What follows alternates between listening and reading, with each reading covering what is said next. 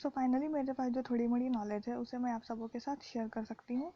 तो आज की इस स्टोरी में हम पढ़ेंगे द कैंटरविले घोस्ट, जिसे ऑस्कर वाइल्ड ने लिखा था। यह एक शॉर्ट स्टोरी है और ये ह्यूमरस शॉर्ट स्टोरी है। तो स्टोरी शुरू करने से पहले हम इसके कुछ कैरेक्टर्स और इसका सेटिंग जान लेते हैं। तो चलिए शुरू करते हैं। तो इसकी सेटिंग थी कैंटरविले चेज में। यह एक घर होता है, बहुत ही बड़ा मैंसन होता है जिसमें इसके कैरेक्टर्स रहते हैं। तो पहला कैरेक्टर है सर साइमन। यह एक भूत होता है जो इस घर में लोगों को डराता है। दूसरा कैरेक्टर है इलियानोर दी कैंटरविले। इलियानोर दी कैंटरविले जो होती है वो सर साइमन की वाइफ रहती है, जिसका मर्डर सर साइमन ने किया होता है। नेक्स्ट कैरेक्टर है लॉर्ड कैंटरविले। लॉर्ड कैंटरविले करंट में इस घर का मालिक रहता है। वह अपनी वाइफ के साथ रहता है। नेक्स्ट कैरेक्टर है मिस्टर ओटिस। मिस्टर ओटिस एक अमेरिकन अमीर आदमी रहता है जो एक नए घर की तलाश में रहता है। मिसेस ओटिस उसकी वाइफ है। वाशिंगटन ओटिस उसका बड़ा बेटा। वर्जीनिया ओटिस उसकी बेटी और स्टार्स एंड स्ट्राइप्स उसके दोनों जुड़वा बेटे। फिर हमारा नेक्स्ट कैरेक्टर है ड्यूक ऑफ चिज़ायर। ड्यूक ऑफ चिज़ायर जो रहता है वह वर्जीनिया को पसंद करता है। हमारा नेक्स्ट कैरेक्टर है अम्नी। अम्नी एक घर की नौकर रहती है। तो चलिए कहानी को शुरू करते हैं। तो कहानी स्टार्ट होती है हमारी लॉर्ड कैंटरविले और उसकी वाइफ के साथ में, जो कि कैंटरविले चेज में साथ में रहते थे। वह दोनों बिल्कुल भी खुश नहीं थे क्योंकि लॉर्ड साइमन का जो भूत है वह उन दोनों को डराते रहता था। इसी वजह से वह दोनों इस घर को जल्दी से जल्दी छोड़ करके किसी और को बेचकर चले जाना चाहते थे। एक दिन लॉर्ड कैंटरविले को मिस्टर ओटिस मिल जाता है।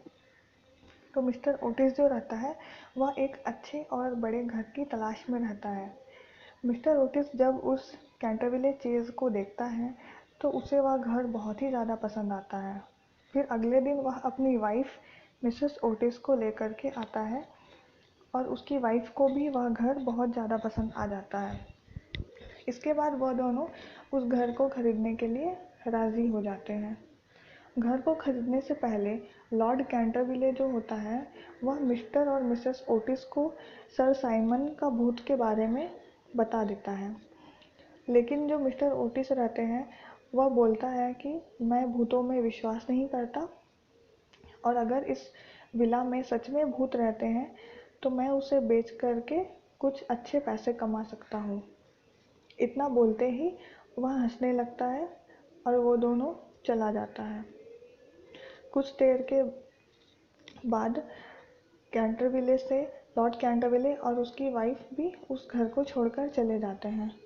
कुछ दिनों के बाद मिस्टर और मिसेस ओटिस अपने फैमिली को लेकर के कैंटरविले चेज में रहने के लिए आ जाते हैं। जैसे ही वो लोग आग जलाने वाली जगह पर जाते हैं तो मिसेस ओटिस को वहाँ पे एक बड़ा सा लाल रंग का धब्बा दिखाई देता है ज़मीन पर।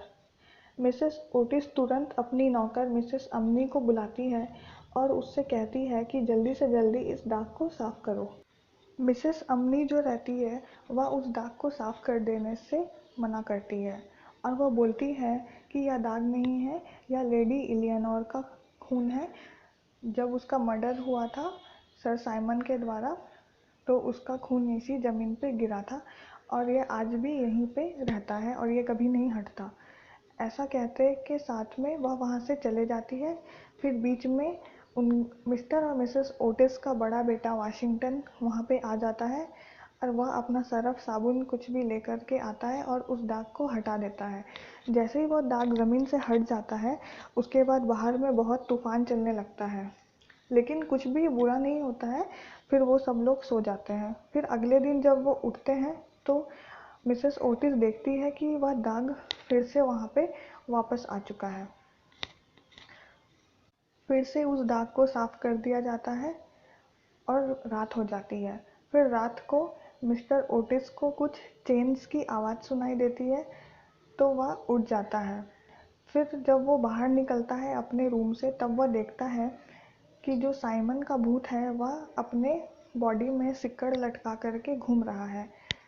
तो जो मिस्टर ओटिस रहता है वह साइमन के पास जाता है और उसको बोलता है कि तुम्हारे चेन्स में से बहुत ज़्यादा आवाज़ आ रही है जिससे मैं सो नहीं पा रहा हूँ।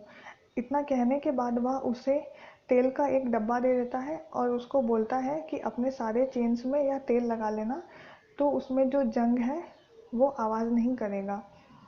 इसके बाद वो अपने रूम में वापस चला जाता है। इस घटना के बाद मिस्टर साइमन को बहुत ही ज़्यादा इंसल्ट फील होता है और जब वो अपने सीक्रेट चेम्बर की ओर बढ़ता है तो बीच में दोनों बच्चों स्ट्राइप्स और स्टार्स का कमरा पड़ता है। स्टार्स और स्ट्राइप्स जो होते हैं वह मिस्टर साइमन के भूत को देख करके उनके ऊपर तकिए से वार करते हैं। तो मिस्टर साइमन इसी वजह से जल्दी जल्दी भाग करके अपने सीक्रेट चेम्बर में घुस जाता है।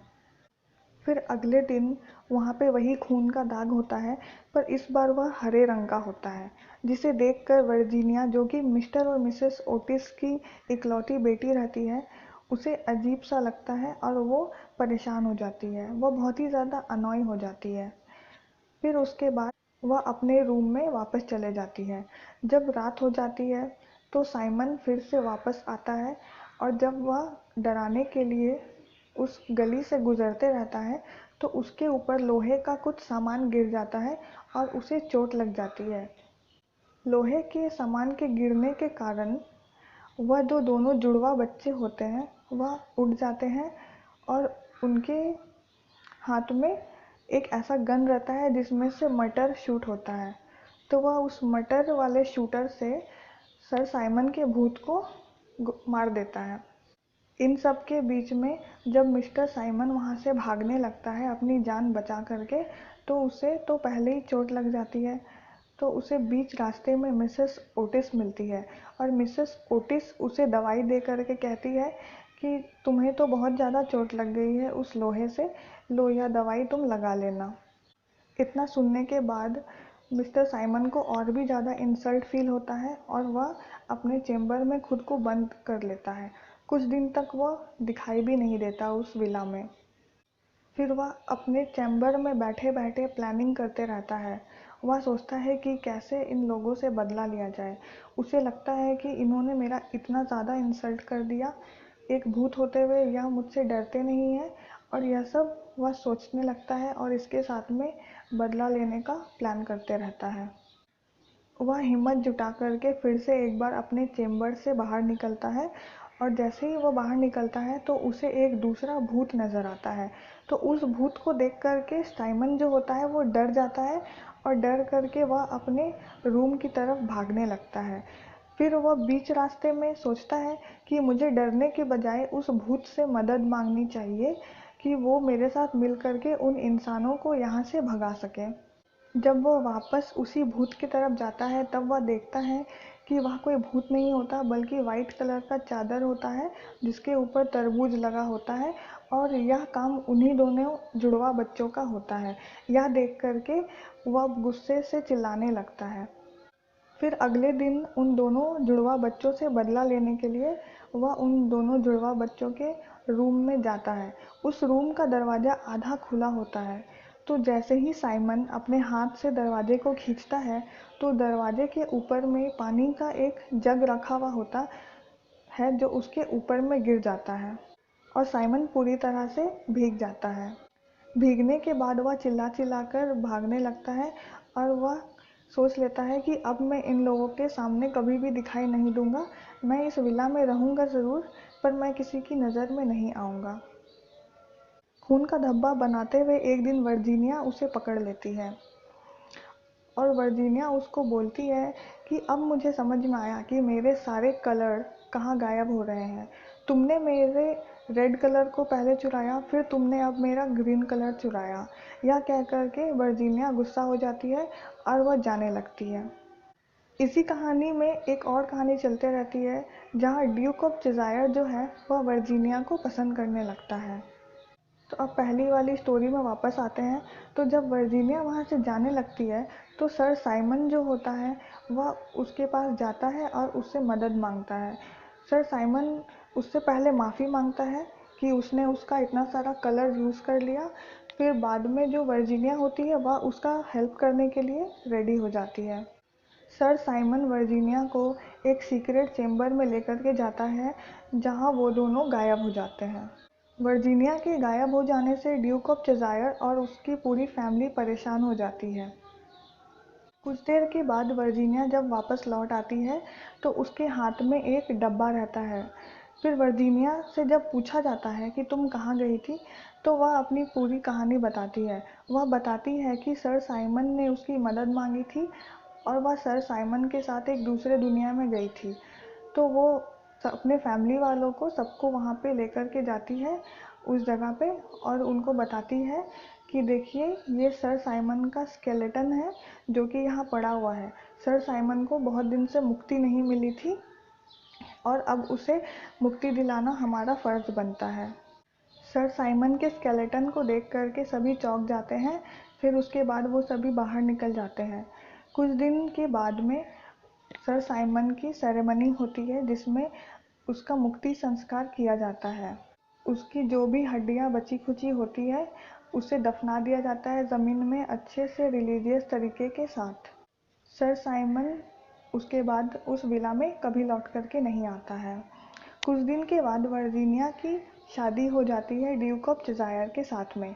तो ड्यूक ऑफ चेज़ायर जो होता है वह वर्जीनिया से पूछता है कि तुम्हारे और साइमन के बीच में क्या हुआ था, सर साइमन ने तुम्हें क्या कहा था जब तुम उनके साथ उस कमरे में अकेले गई थी।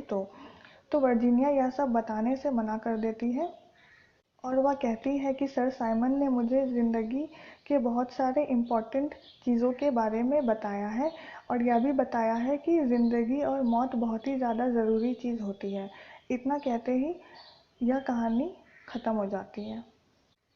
आई होप आपको ये शॉर्ट स्टोरी अच्छे से समझ में आया होगा, और अगर आपको नहीं समझ में आया तो आप वीडियो को दोबारा देखें।